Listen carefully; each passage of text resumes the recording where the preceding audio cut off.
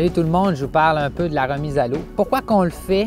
C'est quoi les étapes pour faire une bonne mise à l'eau pour le masquinongé? Puis l'équipement requis pour la pêche au masquinongé pour la remise à l'eau. Alors premièrement, pourquoi qu'on fait la remise à l'eau du masquinongé? Bien c'est simple.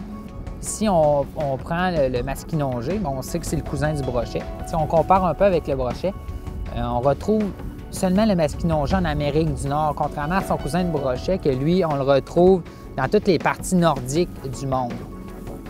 Et aussi, si on continue dans l'esprit du brochet un peu, quand on est en présence d'un lac, du brochet parmi aussi du masquinongé, les jeunes brochets, ils représentent une forte prédation sur les jeunes masquinongés parce que les brochets vont pondre avant.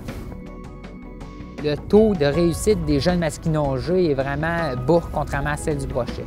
Ça, c'est une des raisons pourquoi que la remise à l'eau, c'est important. Une autre raison pourquoi c'est important de pratiquer la remise à l'eau du masquinongé, c'est de pouvoir se garder une qualité de pêche aussi. Il faut avoir dans l'esprit qu'un masquinongé, c'est un poisson, c'est un trophée. C'est vraiment un poisson de pêche sportive. Puis, on sait que masquinongé, ça devient gros. Ça peut atteindre 55, 60 pouces de long. Mais pour atteindre ça, le masquinongé, il faut lui donner une chance. Il faut... Tu sais, quand on pogne des masquis de 30 pouces, c'est quand même des beaux poissons. Mais le remettre à l'eau, c'est de nous donner une qualité de pêche pour pouvoir le repogner plus tard puis qu'il soit plus gros, 55, 60 pouces de long. Deuxièmement, comment faire une bonne remise à l'eau?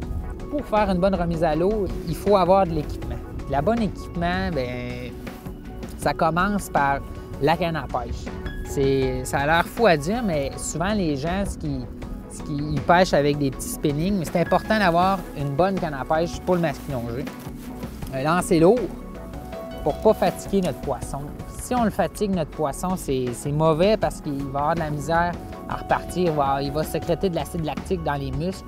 Il va vraiment avoir de la difficulté à repartir. Fait qu'il ne faut pas éterniser les combats quand on a un masquinongé au bout de notre ligne. Le ramener le plus vite possible à l'embarcation, puis c'est la formule gagnante. Le deuxième équipement, c'est le filet. Le filet de pêche, c'est très important. Ce qui est plaisant de ce filet-là, ici, j'ai en ma présence, c'est un filet Freybil, c'est une Big Kahuna. On peut voir ici la taille du filet, c'est vraiment un gros filet. Ce qui est intéressant de ce filet-là, c'est que ici on a les mailles, ils sont comme il y a comme un enduit caoutchouteux sur les mailles. Pourquoi c'est intéressant? Parce que l'enduit caoutchouteux, ça ne blesse pas le poisson quand il est rentré dans le filet.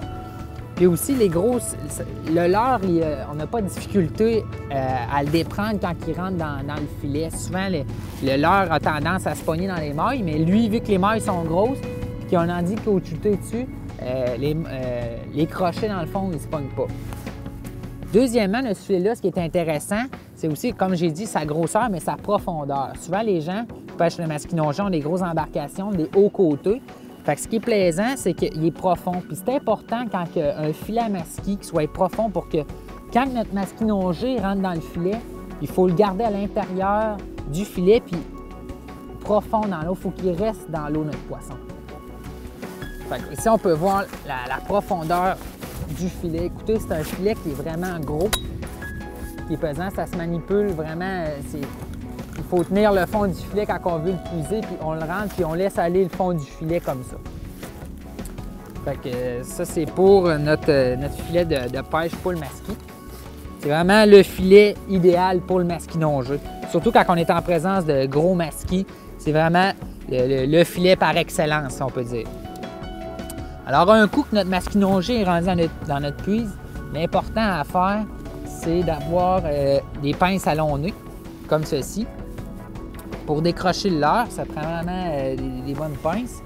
Aussi, un autre équipement que les gens peut-être ne prendront pas, c'est des gants. C'est vraiment, il faut se protéger parce qu'un masquinongé adulte, ça a vraiment une grosse gueule, des grosses dents. Puis aussi, quand il est dans le filet, ça se débat. Fait que quand on vient pour déprendre le leurre, il se débat, puis il peut nous blesser. Fait que c'est important de mettre des gants aussi. Un coup que notre masquinongé est décroché dans le filet, on ôte le leurre du filet.